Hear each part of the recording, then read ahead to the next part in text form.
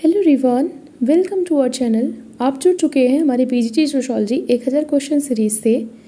कल का एक प्रश्न था, 279 क्वेश्चन नंबर है।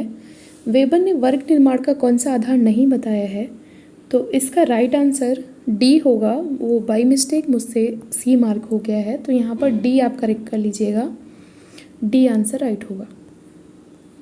आज का पहला प्रश्न है, राजनीतिक दल संगठित रूप में शक्ति प्राप्त करने का आधार होते हैं, ये कथन है Karl Marx, Parsons, Weber, Sorokin. Right answer है वेबर। आप हमेशा पिन कमेंट ज़रूर देख लिया करिए। वीडियो के नीचे जो मैं कमेंट पिन कर देती हूँ, अगर कभी भी कोई भी करेक्शन करना होता है तो मैं वीडियो के नीचे पिन कर देती हूँ। नेक्स्ट है, मार्क्स के वर्ग संघर्ष सिद्धांत को नकारते हुए किसने वर्ग प्रतिस्पर्धा को बताया है? Habermas, Althusser, Weber, Marcuse. Right answer है मैक्स वेबर। अगर आपको इन सभी प्रश्नों की डिटेल एक्सप्लेनेशन चाहिए तो आप हमारे मॉर्निंग वीडियोस देख सकते हैं, और अगर आपको इसके नोट्स चाहिए तो आप हमारे ग्रुप से डाउनलोड कर सकते हैं। टेलीग्राम ग्रुप है sociology.net। वेबर के अनुसार नौकरशाही की अभिलाक्षणिक विशेषता क्या है? यह नेता के संकल्प का प्रतिनिधित्व करती है, ये तार्किक विधिक सत्ता पर आधारित होती है, ये वंशानुगत परिस्थिति पर आधारित होती है, ये नैतिक सत्ता पर आधारित होती है। राइट आंसर है ये तार्किक विधिक सत्ता पर आधारित होती है। इसमें वैधानिक चीज़ें होती हैं, नौकरशाही जो होती है। नेक्स्ट है, नौकरशाही का आदर्श प्रारूप प्रस्तुत किया था Weber, Durkheim, Parsons, Karl marks.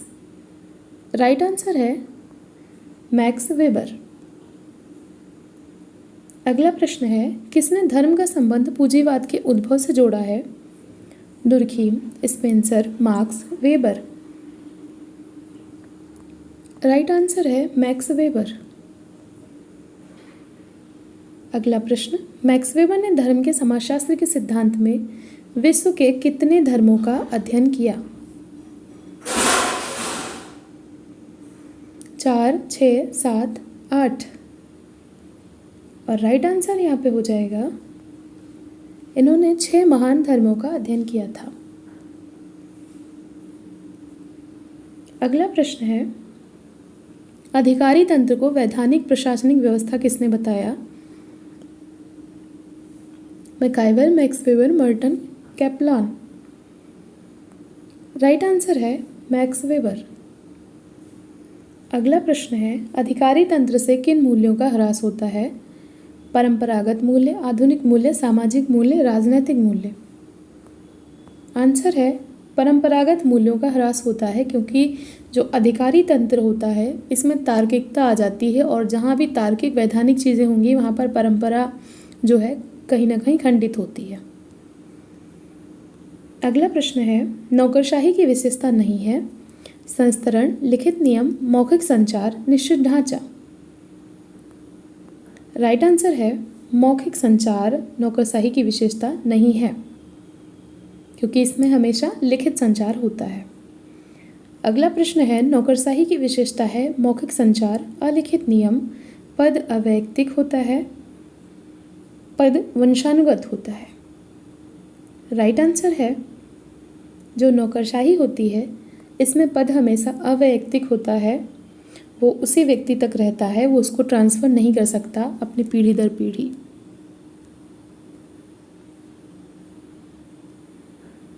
अगला प्रश्न है, विचारों में परिवर्तन सामाजिक परिवर्तन को जन्म देता है, ये कथन किसका है?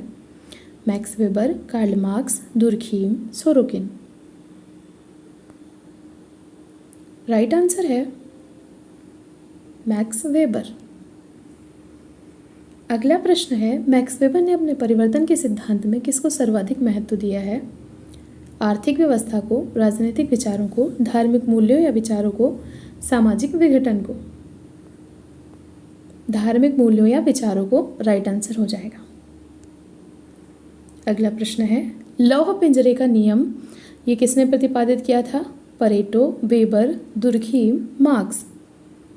राइट आंसर है वेबर। इन्होंने जो बहुत ज़्यादा तार्किकता आ रही है इसी से संबंधित दिया था लौह पिंजरे का नियम।